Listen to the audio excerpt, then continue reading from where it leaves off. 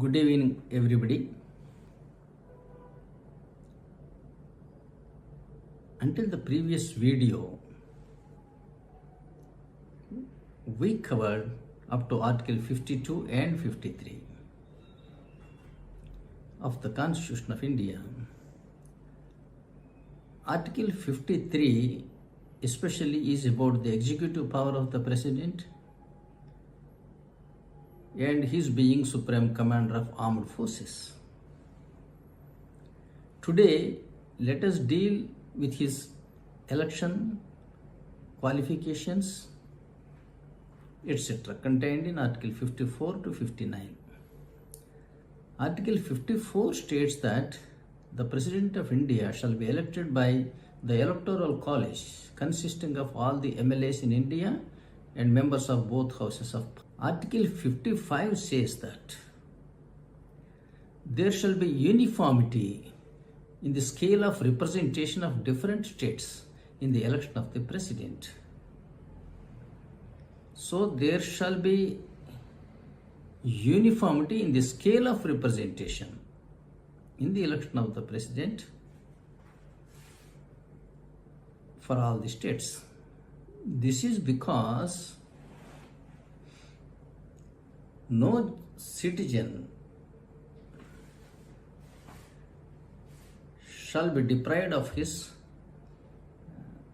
equality of opportunity in electing the ruler of this country. Each state shall have, as far as practicable, equal representation in the election of the President. To achieve this objective, there should be, as far as practicable, equal number of population, equal number of MLAs, and equal number of parliament members in each and every state. By dividing the population of a state, that means vote value of each MLA in that state would be uniform, would be equal. The method of counting the vote value of each MLA is that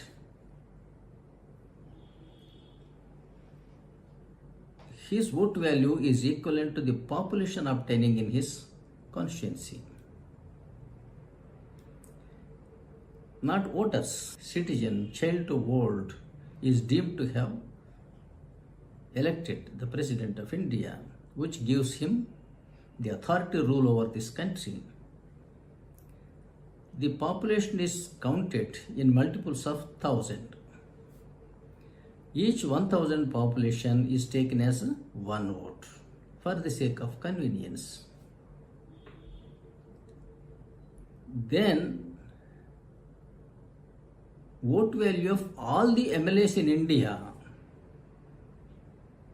will be aggregated and divided by the number of parliament members obtaining in the parliament, the Lok Sabha and the Rajya Sabha. Of course, excepting the members who are appointed by the President of India, he has power to appoint 12 Rajya Sabha members under Article 81. They do not participate in the election of the President. That means the vote value of each MLA is equal and vote value of each parliament member is also equal. And the voting power of each state is also equal. This is the scheme contained in the Constitution of India with regard to election of the President. You can ponder over for a while why this system is prescribed for election of the President. The constitutional framers knew that it is the President who rules the country. He is the executive power of the Union.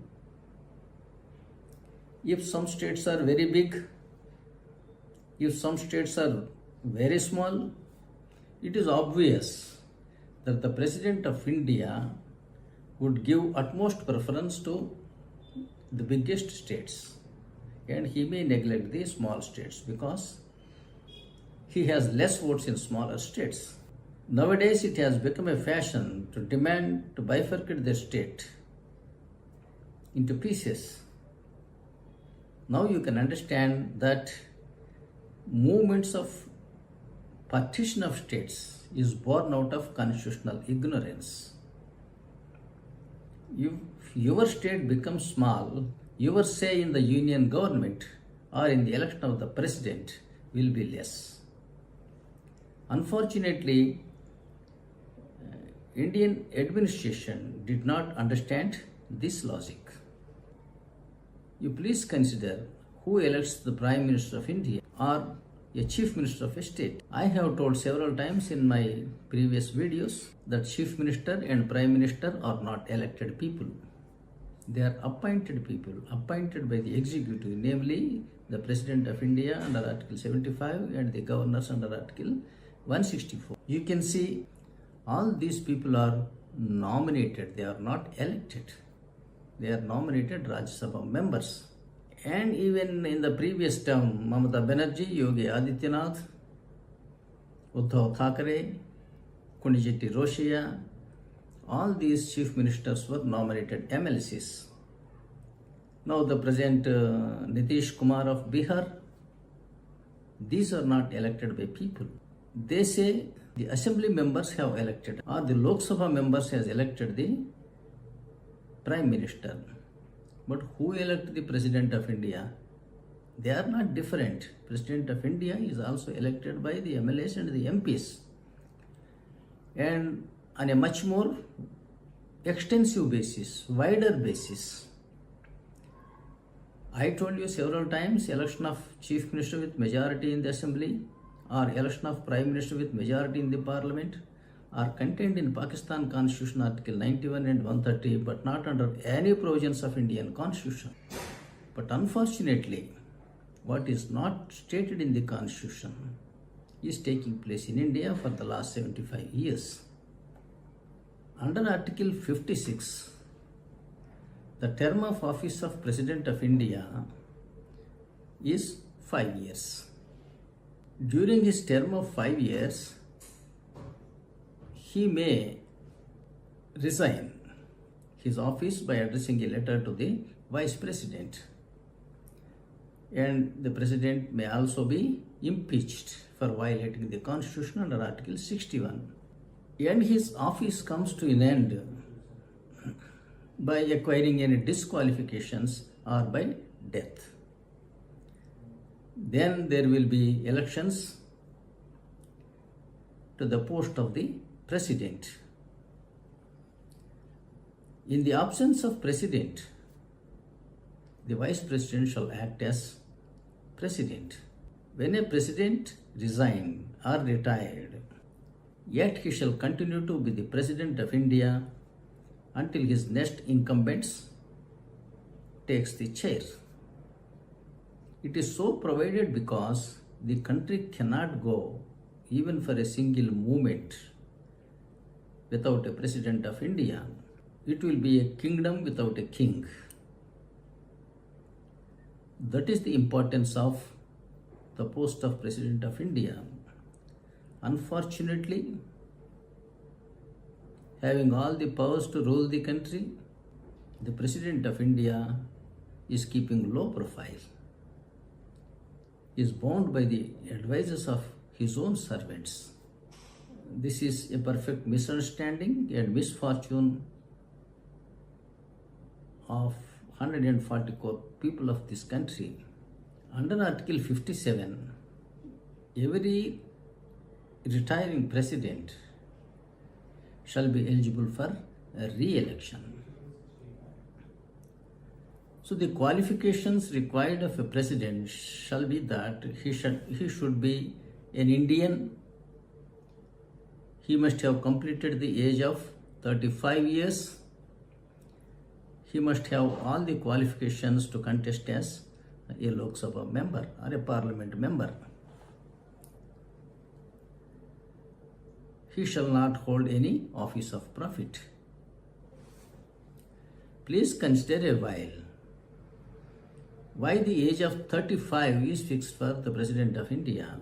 We know the age limit for becoming a state legislative assembly member or a Lok Sabha member is 25, and for Rajya Sabha and members of state councils is 30.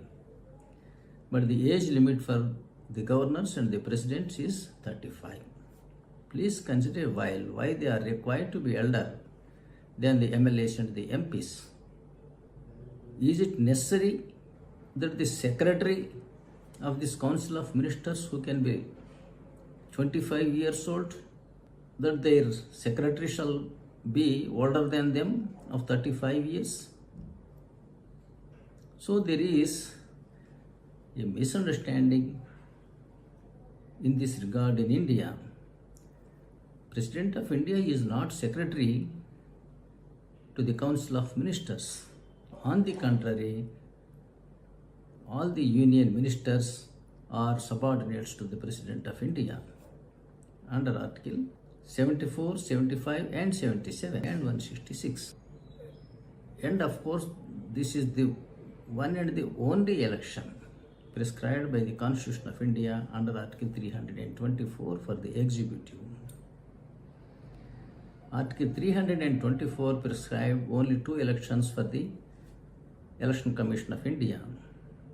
One is general elections and the other is election of the President and the Vice President. And important point to note in the election of the President is that issuing of whips is prohibited under Article 55, Clause 3. So this is the genuine democratic election.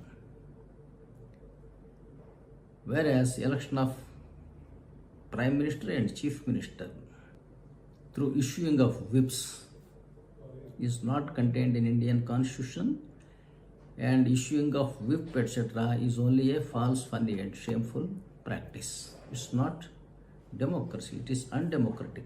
Thank you for watching my videos.